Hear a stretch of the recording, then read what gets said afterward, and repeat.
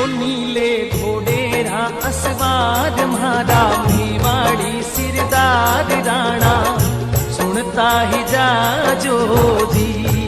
मेवाड़ी राणा सुनता ही जाजो जी। ओ राणा सुनता ही जाजो जी। जय हिंद दोस्तों, आज 25 मई के दिन महाराणा प्रताप जयंती के अवसर पर आप सभी को ढेर सारी शुभकामनाएं।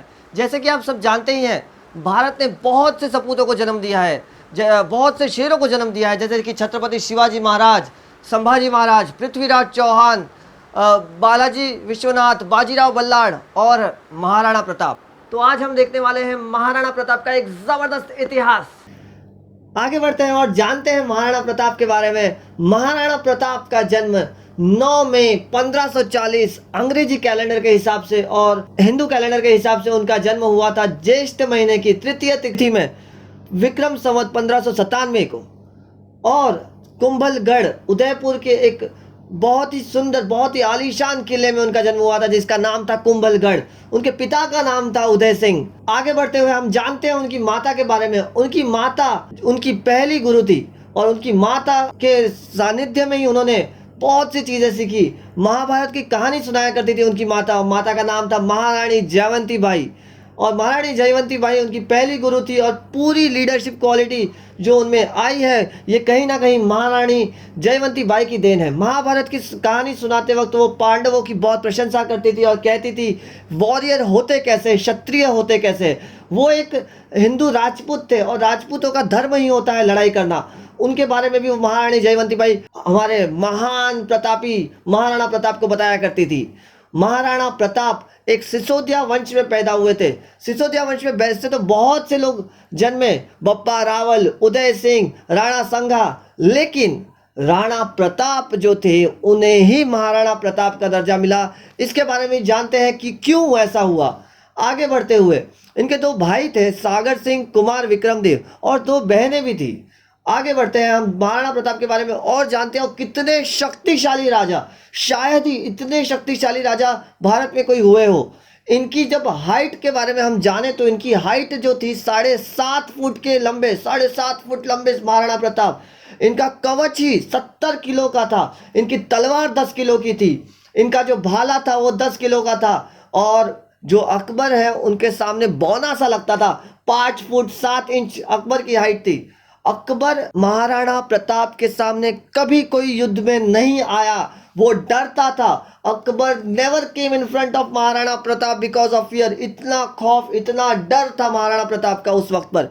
आगे बढ़ते हैं और जानते हैं कि हल्दी घाटी की जब लड़ाई हुई थी तब उन्होंने बहलोल खान को घोड़े समेत एक ही वार में काट दिया था। बहलोल खान को उन्होंने घोड़े समेत एक ही वार में, सोचो कितनी ताकत रही होगी उनकी तलवार में और कितनी ताकत रही होगी उनके घोड़े चेतक में।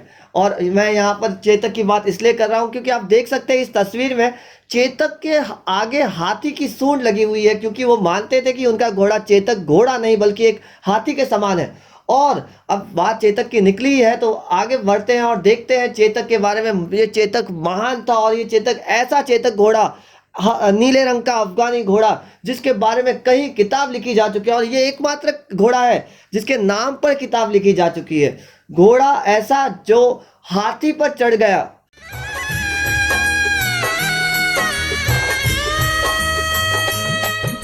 चेतक चढ़ गयो हाथी पर अरमान सिंह घबराया। घोड़ा ऐसा जो हाथी पर चढ़ गया। जब वो हल्दी घाटी की लड़ाई के वक्त वो मान सिंह को ढूंढने निकले तो अपने घोड़े को, पैरों को हाथी के सूंड पर रख दिया और मान सिंह को मारने के लिए जब ऊपर चढ़े तो मान सिंह तो वो घोड़े के कवच में छुप गया, लेकिन उनका जो संबंध था वो मारा गया। जो हाथी को चलाने वाला था वो मारा गया। और जब वो घोड़ा नीचे उतर रहा था तो जो हाथी के सूंड पे लगी हुई जो तलवार है उससे उसका पैर कट गया। उसके बावजूद भी 28 फीट गहरी खाई को लांघता हुआ घोड़े ने अपने राजा महाप्रतापी राजा महाराणा प्रताप की जान बचाई और वो इतने चहीते थे, चेतक महाराणा प्रताप के इतने चहीते थे कि वो सुन्न पड़ गए, नम पड़ गए और फूट फूट कर रोने लगे अपने चेतक की मौत पर। ये घोड़ा भी ऐसा घोड़ा था जिसने 3 पैरों पे, एक पैर कट चुका था, 3 पैरों पे 28 फीट गहरा नाला कूद दिया था उन्होंने। और खाली घोड़ा ही नहीं बल्कि जो उनका हाथी था जिसका नाम था राम प्रसाद, भयंकर हाथी राम प्रसाद, जिसको देखते ही बाकी पूरे मुगल के हाथी घबरा गए थे। जब हल्दी घाटी की लड़ाई हुई थी, ये अकेले हाथी ने 8 और हाथियों को मार दिया, कई घोड़े को मार दिया और सब यही चाहते थे कि कहीं ना कहीं हम इस हाथी को किडनैप करके अकबर के पास ले जाए, क्योंकि उनको समझ में आ गई थी हल्दी घाटी की लड़ाई जीतना तो इनके बस की बात नहीं। तो 12 हाथियों ने मिलकर एक झुंड तैयार किया, एक घेरा तैयार किया, हाथी को किडनैप किया, अकबर की कोर्ट में पेश किया। लेकिन ये हाथी भी एक ऐसा हाथी था जो हार मानने वाला नहीं था, अपने मालिक के प्रति वफादार था, महाराणा प्रताप का एकदम चहीता और बहुत खाना दिया गया अकबर के द्वारा कि भाई हाथी को दो, खिलाओ पिलाओ, लेकिन उसको जिंदा रखो। लेकिन ये इतना वफादार हाथी था जिसने खाना पीना त्याग दिया, एक निवाला चावल का, एक निवाला अन्न का, एक निवाला तक नहीं लिया और अपनी जान त्याग दी। इसको बोलते हैं ईमानदारी, इसको बोलते हैं लॉयल्टी, ऑनेस्टी। और इस किस्से को देखते हुए अकबर ने कहा, जब राम प्रसाद महाराणा प्रताप का इतना वफादार है तो सोचो महाराणा प्रताप अपनी मातृभूमि के लिए कितने वफादार होंगे। तो इसका मतलब ये होता है कि हमें मेवाड़ पे राज करने का सपना छोड़ देना चाहिए। आपको पता नहीं होगा तो मैं आपको बताता हूँ, अकबर एक बहुत ही जबरदस्त राजा था जिसने पूरे हिंदुस्तान को, मेवाड़ को छोड़कर पूरे हिंदुस्तान को उन्होंने अपने बस में कर रखा था। हर कहीं उसका कब्जा था, बहुत से राजपूतों को उसने अपने साइड पर ले लिया था। लेकिन एक राणा, एक राजपूत, एक सिसोदिया वंश का राजपूत महाराणा प्रताप, जो अकबर के बस में होने वाला ही नहीं थे। और उनका हाथी भी वफादार, घोड़ा भी वफादार, कैसे थे महाराणा प्रताप। और एक बात बताऊं, मैं जब अकबर और महाराणा प्रताप की बात कर रहा हूं तो यहाँ पर मैं हिंदू मुस्लिम की बात नहीं कर रहा हूं, क्योंकि अगर आप देखते हैं तो जब हल्दी घाटी की लड़ाई शुरू हुई तो हल्दी घाटी के जो सेनापति थे उसके बारे में जरा जान लेते हैं। जो महाराणा प्रताप थे उनके तरफ के सेनापति थे, उनका नाम था हाकिम खान सुर। ये एक पठान थे, अफगानी पठान थे जो महाराणा प्रताप के प्रमुख सेनापति थे। और जैसे कि आप सब जानते ही हैं, अकबर का सेनापति, गद्दार कह सकते हैं हम उनको, जो देश के गद्दार थे, राजा मान सिंह, वो अकबर के सेनापति थे। मैं एक बात बता दूं, जब जब घर टूटेगा बाहर वाला हमें लूटेगा। विवेक बिंद्रा ने ये कहा था, जब जब घर टूटेगा बाहर वाला आके हमें लूटेगा। और इतिहास गवा रहा है, जब जब घर टूटा है, जब जब राजपूतों ने अपने राजपूत भाई का साथ दिए बिना किसी मुगल का साथ दिया, और इसी कारण मुगल ने हम पर इतने सालों तक राज किया। जब हमारे यहाँ के राजा, बहुत से परिवार हुए, बहुत से राजाशाही परिवार हुए जिन्होंने ब्रिटिशों अंग्रेज़ों का साथ दिया, जिसकी वजह से भारत अंग्रेज़ों का भी 150-200 साल गुलाम रहा है। तो इसलिए मैं फिर से एक ये लाइन दोहराना चाहूँगा कि जब जब घर टूटेगा बाहर वाला आकर हमें लूटेगा। आगे बढ़ता हूँ, हल्दी घाटी की लड़ाई की बात शुरू हुई है तो पूरा किस्सा सुनते हैं। ये किस्से के बारे में बहुत कम लोगों को पता होता है। हर कोई यही सोचता है कि इस लड़ाई का कोई निर्णय नहीं हुआ था, जबकि ये लड़ाई किसके पक्ष में गई इसके बारे में मैं आज आपको विस्तार से बताऊंगा। हल्दी घाटी की लड़ाई शुरू हुई अकबर के खेमे में, मुगल्स में 1 लाख सिपाही, राजपूत के खेमे में, राजपूतों के खेमे में 20,000। उसमें कौन कौन थे? भील थे, लोहार थे, पठान थे। और मुगल की सेना में कौन कौन थे? एक मुगल थे और राजपूत थे। अब आगे बढ़ते हैं। राजपूत इतने ताकतवर थे, उनकी गोरिल्ला टैक्टिक्स, जिसको हम लोग बोलते हैं छापामार युद्ध, उसमें वो एकदम, मैं क्या कह सकता हूँ, एकदम सुपर थे, जबरदस्त थे। और जब मान सिंह मुगल दरबार में, जब अकबर ने उन्हें 1 लाख की सेना दी और उस 1 लाख की सेना का सेनापति बनाया, तो दिल्ली से आते वक्त सबसे पहले उसने डेरा डाला मोलेला विलेज में, मोलेला गांव में उसने डेरा डाला। और उससे 6 मील दूर महाराणा प्रताप भी बड़े कुंभलगढ़ से, और उन्होंने लोसिंग गांव में अपना डेरा डाला। और शुरू हुई लड़ाई हल्दी घाटी की। हल्दी घाटी की लड़ाई शुरू हुई 18 जून 1576 में। और अगर आपको नहीं पता तो मैं आपको ये बता देता हूँ कि ये लड़ाई राजपूतों के फेवर में गई थी, क्योंकि इसका सबसे बड़ा कारण है क्योंकि हल्दी घाटी के युद्ध के बाद भी मान सिंह कुंभलगढ़ पे कब्जा नहीं कर पाया, मेवाड़ पे कब्जा नहीं कर पाया, सिर्फ रामप्रसाद हाथी को लेकर दिल्ली लौट गया था। कुंभलगढ़ अब भी महाराणा का था, मेवाड़ अब भी महाराणा प्रताप का था। हम ये कह सकते हैं ये 20,000 की सेना, 15 से 20,000 की जो सेना थी महाराणा प्रताप की, वो 1 लाख की सेना पे भारी पड़ी। और इसका सबसे बड़ा श्रेय जाता है भीलों को, जो गोरिल्ला वॉरफेयर के मामले में छापामार नीतियों के कारण प्रसिद्ध थे। और मान सिंह उससे घबरा गया और दिल्ली लौट गया। और ये थे भील जिन्होंने सबसे पहले महाराणा प्रताप को बताया कि मान सिंह मोलेला गांव तक पहुंच गया है। और इन भीलों के कारण ही ये संभव हो पाया कि जो हल्दी घाटी का युद्ध था, जो महाराणा प्रताप जीत पाए। लेकिन हल्दी घाटी के युद्ध के बाद ही कुछ और चीज़ हुई जो बहुत दिल को दुखा देने वाली है। अकबर के पास जब ये संदेश पहुंचा कि भाई मान सिंह हार कर आ चुके हैं, मान सिंह मेवाड़ को जीत नहीं पाए हैं, अकबर आग बबूला हो चुका था। अकबर ने अपने दूसरे सबसे बड़े सैनिक शाहबाद खान को कुंभलगढ़ पर अटैक करने के लिए भेजा। 4 महीने बाद जब शाहबाद खान मेवाड़ की तरफ बढ़े, तब बहुत से पैसे, धन दौलत, जायदाद ऑलरेडी खत्म हो चुकी थी महाराणा प्रताप की। और महाराणा प्रताप के पास ना फंड था, ना पैसा थे, ना ही सैन्य दल था। और जब आपके पास पैसे नहीं होते, जब आपके पास सैन्य दल नहीं होते, तो अपने लोगों को बचाएंगे कि अपने लोगों को आपकी जान न्यौछावर करेंगे। महाराणा प्रताप ने सोचा कि कुंभलगढ़ को फिर से हासिल कर लिया जाएगा, और उन्होंने कुंभलगढ़ छोड़ दिया अपने लोगों के खातिर, और कभी सर नहीं झुका। इसका मतलब ये नहीं कि उन्होंने सरेंडर किया, नहीं, सरेंडर नहीं किया।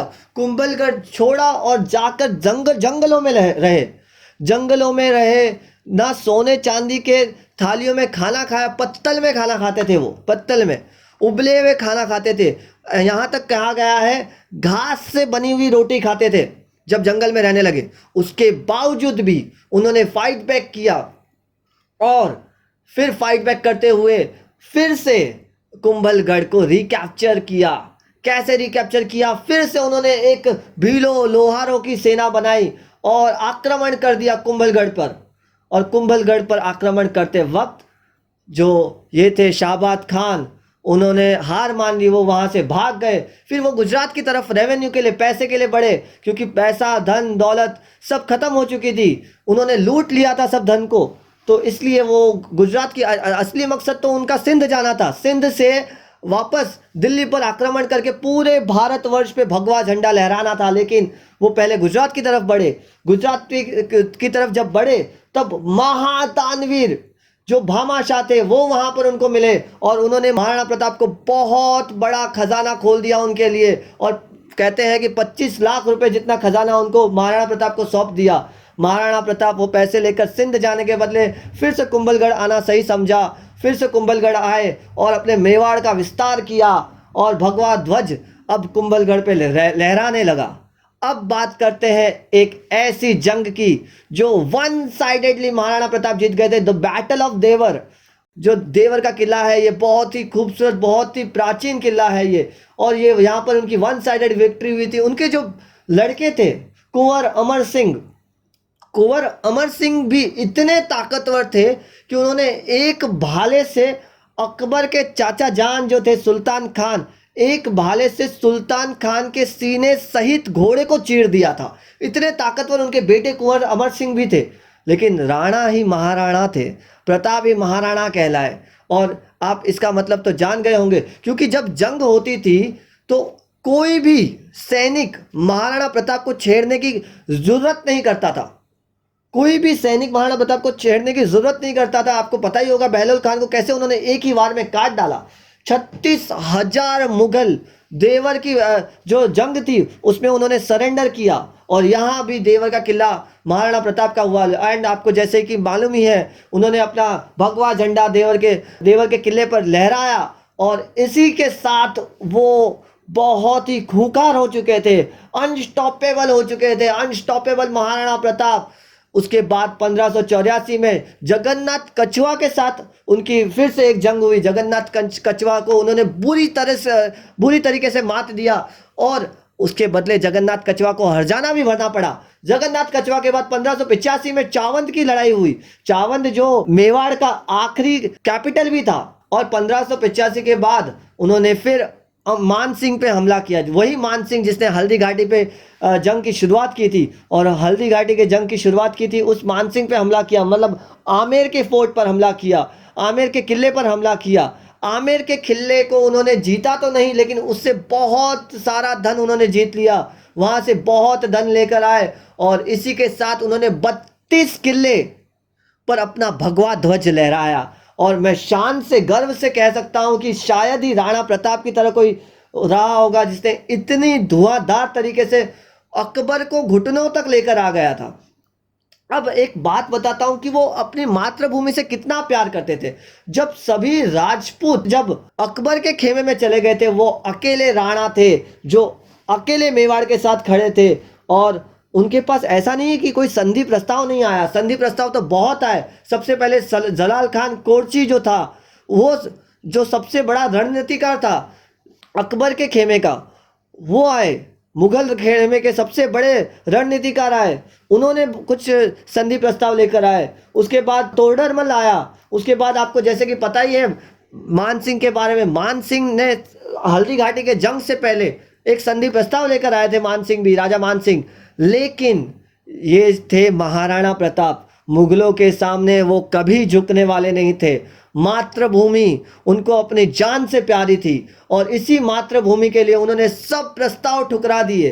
कहते हैं एक प्रस्ताव तो ऐसा था कि उन्होंने, अकबर ने कहा कि आप मुगलों का राज को स्वीकार कर लो, उसके बदले हम आपको आधा हिंदुस्तान दे देंगे, मेवाड़ छोड़ो, आप आधा हिंदुस्तान ले लो। लेकिन ये तो थे राणा, ये थे महाराणा प्रताप ने आधे हिंदुस्तान को त्याग दिया, लेकिन मेवाड़ के साथ गद्दारी नहीं की, भारत भूमि के साथ गद्दारी नहीं की।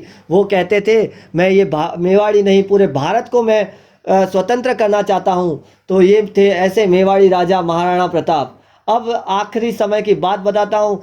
एक बार जब महाराणा प्रताप जंगल में शिकार के लिए गए, तो शिकार में शेर का सामना एक शेर से हो गया।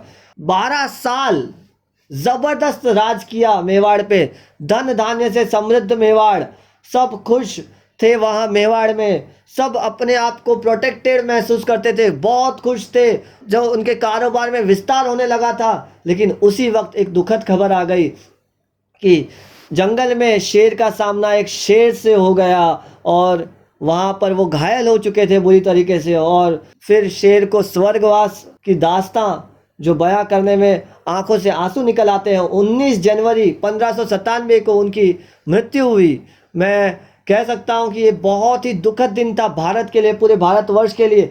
मैं ये तक बताऊंगा आपको कि जब महाराणा प्रताप की मौत हुई, तब पूरा भारतवर्ष ही दुखी नहीं था, पूरा मेवाड़ ही दुखी नहीं था, बल्कि अकबर भी दुखी थे। अकबर इसलिए दुखी थे, अकबर ने कहा कि एक महाराणा प्रताप ही थे जिसने मेरे सामने सर नहीं झुकाया, एक महाराणा प्रताप ही थे जिसको मैं हरा नहीं पाया। आधे से ज़्यादा नहीं, पूरा भारत मेरे कब्जे में था, लेकिन एक मेवाड़ ही था जिस पे मैं कब्जा जमा नहीं पाया। अकबर ने भी अपने आंखों से अश्रु की धारा बहाई थी। कहते हैं कि अकबर भी बहुत दुखी था, और उसने कहा महाराणा प्रताप जैसा मेवाड़ी राजा न कभी हुआ था न कभी होगा।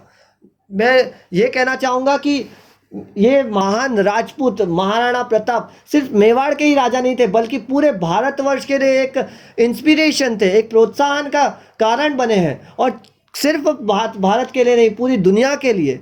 एक किस्सा है अब्राहम लिंकन का। जब अब्राहम लिंकन एक बार भारत आ रहे थे, उन्होंने ये चीज़ अपनी किताब में लिखी हुई है। जब अब्राहम लिंकन भारत आ रहे थे, तब उन्होंने अपनी माँ से पूछा, माँ आप बताओ कि मैं तुम्हारे लिए क्या लेकर आऊँ। तब माँ ने कहा अगर आप भारत जा ही रहे हो तो भारत में एक हल्दी घाटी करके जगह है, उधर की मिट्टी लेकर आना, क्योंकि वहाँ पे एक महाप्रतापी राजा हुआ। और शायद से नहीं, कंफर्म बात है, ये महाप्रतापी राजा कौन थे? महाराणा प्रताप थे। महाराणा प्रताप जैसे राजा हुए जिन्होंने, जो अपनी मातृभूमि के लिए इतने वफादार थे। तो वहाँ जा रहे हो तो उस हल्दी घाटी की मिट्टी को लेकर आना।